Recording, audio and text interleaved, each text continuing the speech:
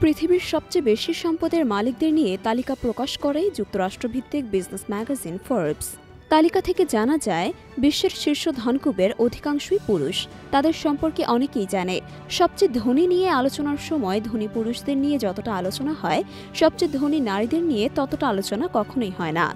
বর্তমানে বিশ্বের সবচেয়ে ধনী নারী হলেন ফ্রাঁসোয়া বেতনকু-মায়ার্স। 2024 সালে টানা তৃতীয়বারের মতো তিনি শীর্ষ ধনী নারী নির্বাচিত হয়েছেন। ফরাসি প্রসাধন সামগ্রী নির্মাতা প্রতিষ্ঠান লরিয়ালের উত্তরাধিকারী তিনি। লরিয়ালের প্রতিষ্ঠাতা ইউজেন শিউলারের নাতনি তিনি। নিজের বেশিরভাগ সম্পদের মালিক তিনি উত্তরাধিকার সূত্রে হয়েছেন। ফোর্বস ও ব্লুমবার্গ ম্যাগাজিনের দেওয়া হিসাব অনুযায়ী একসময় তার মা লিলিয়ান বেতনকো বিশ্বের শীর্ষ ধনী নারী ছিলেন।